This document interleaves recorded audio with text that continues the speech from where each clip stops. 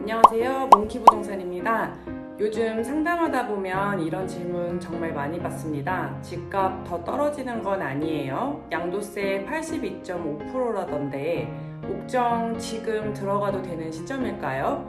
그래서 오늘은 오를까요? 떨어질까요? 이런 예측 말고요. 2022년 현재 실제로 바뀐 것만 정리해 보도록 하겠습니다. 특히 양주, 옥정 고민하시는 분들은 끝까지 보시면 판단 기준이 조금 더 선명해지실 거예요. 최근에 양도세 82.5% 시행이라는 이야기가 돌았습니다. 결론부터 말씀드리면 모든 사람에게 적용되는 세율은 아닙니다. 양도세는 기본세율, 다주택 중과 여부, 그리고 장기보유 특별공제 적용 여부, 지방세 포함되는 부분, 이 조건들이 겹치면서 이론상 높게 계산되는 구조가 나오는 겁니다. 하지만 1주택 실거주자와는 완전히 다른 이야기예요. 정책은 항상 구조로 보셔야 합니다. 숫자 하나만 잘라서 보면 공포가 만들어지는 분위기를 만들 수 있어요. 대출 기준, 체감이 달라진 이유는 지금은 집값 기준이 아니라 소득 기준입니다. DSR 적용, 스트레스 DSR, 총부채 원리금 상환 비율 관리. 예전처럼 담보가치 중심이 아니라 상환 능력 중심입니다. 그래서 같은 5억짜리 아파트라도 누군가는 가능하고 누군가는 불가능합니다. 이게 지금 시장에서 체감이 갈리는 가장 큰 이유입니다. 공급 정말 많은 걸까요? 뉴스에서는 공급 이야기가 많지만 현장에서 느끼는 흐름은 조금 다릅니다.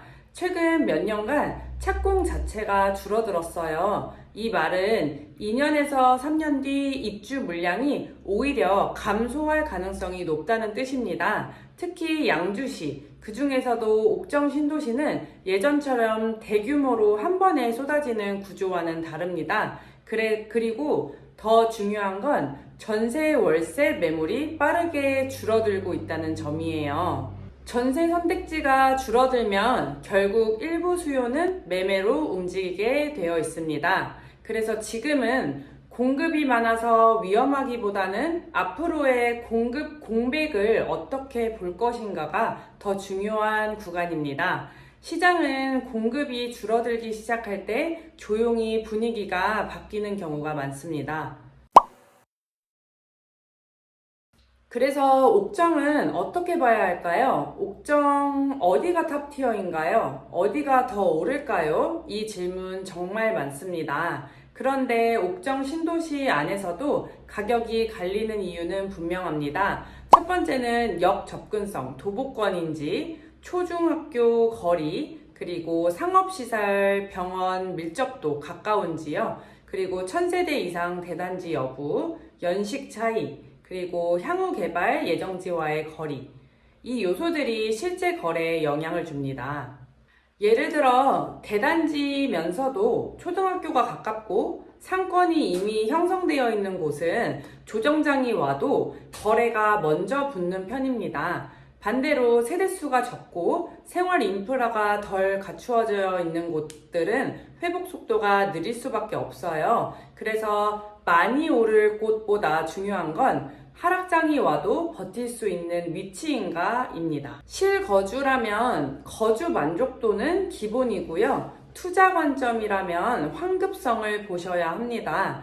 나중에 내가 팔 때 다른 사람도 사고 싶어 할 단지인가?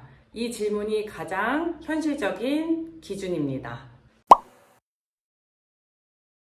지금 사람들이 가장 많이 하는 착각은 지금은 아닌 것 같아요. 이 말을 정말 많이 듣습니다. 그런데 이유를 들어보면 구체적인 수치보다 막연한 분위기인 경우가 많습니다. 시장은 확실해졌을 때 들어가면 이미 가격이 움직인 뒤가 경우가 많습니다. 그래서 중요한 건 타이밍 예측이 아니라 내 기준 정리입니다.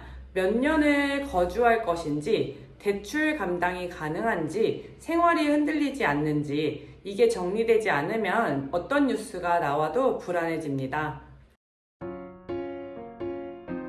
2026년 시장은 폭등장도 폭락장도 아닙니다. 정리되지 않은 구간이라고 생각이 들어요. 이럴 때면 루머보다는 구조, 분위기보다 숫자, 예측보다 기준이 중요합니다.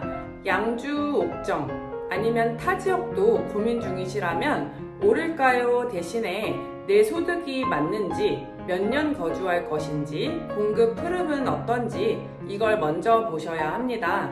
궁금한 단지나 지역 관련 질문이 있다면 댓글로 남겨주시고요. 다음 영상에서 더 구체적으로 한번 짚어봐 드릴게요.